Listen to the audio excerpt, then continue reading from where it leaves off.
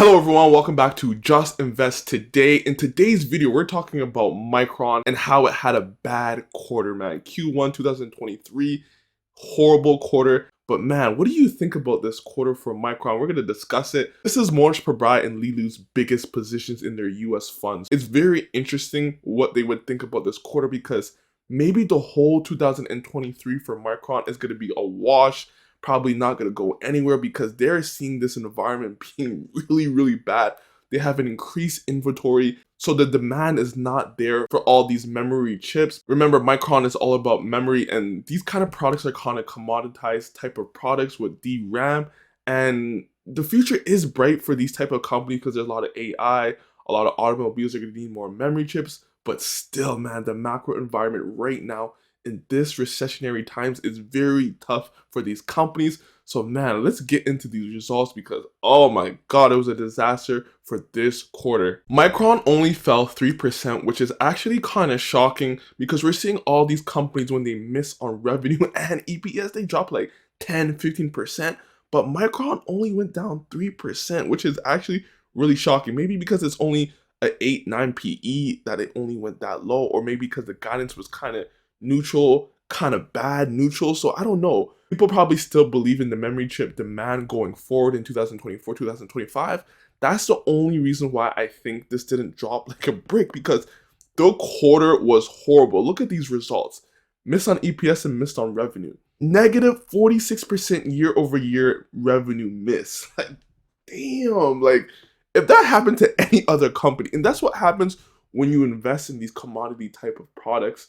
Even though they have an oligopoly, it's still a commoditized type of product. The development and manufacturing of memory chips.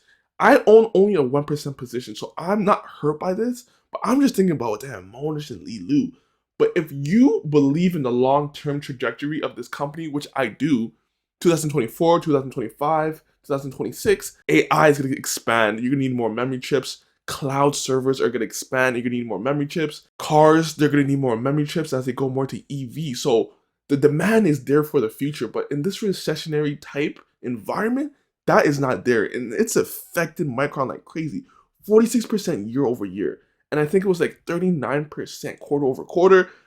$943 million of cash generation for this quarter, down from $3.78 billion, man. That is insane, man. And that it just goes to show you that Micron is one of those companies that you can't put all your money into companies like this that go with the times. They kind of flow with the recessions and the booms. And when it's a recession, it's down low like crazy. And when it's a boom, it's up high, like you saw in 2021.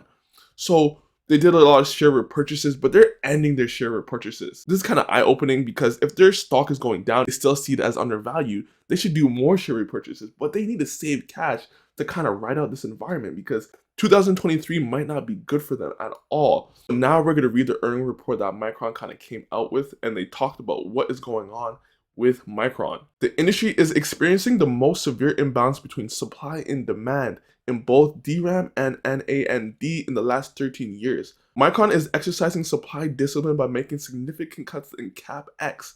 The thing about Micron is they can reduce their CapEx, but it's always going to be a fixed amount when they got to keep up with competition. So that's the area. If you're not making as much money, plus you still have to keep a high CapEx or a mandatory minimum CapEx, damn, that's going to hurt their profitability moving forward while their gross margins are going down. We're also taking measures to cut costs and operation expenses across the company. Customer inventory, which is impacting near-term demand, is expecting to continue improving. Despite the improving bit of shipment and revenue trajectory, we expect the industry profitability to remain challenged through calendar year 2023. And that's what I'm talking about. They're going to see huge challenges moving forward because, man, the recession might take the whole year, man. Like, the recession might impact the whole 2023. In the later half of 2023, you might see an uptick. So, like I'm saying again, you have to have a long-term kind of mindset with Micron at this point. The timing of the recovery and profitability would be driven by the rate and pace at which supply and demand are brought into balance and inventories are normalized across the supply chain. Guys, inventory went up 25%. So they're going to have to find a way to get rid of that inventory.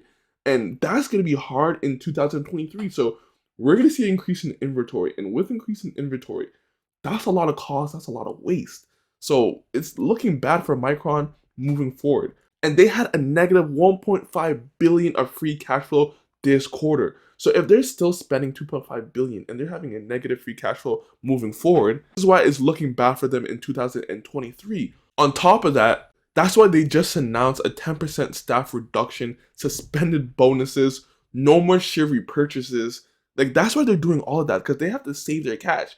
They have like around $12 billion in cash, like 1.1 billion, but they have short-term investments and all that stuff that equals 12 billion. So they still have a good balance sheet. They have like $10 billion in debt.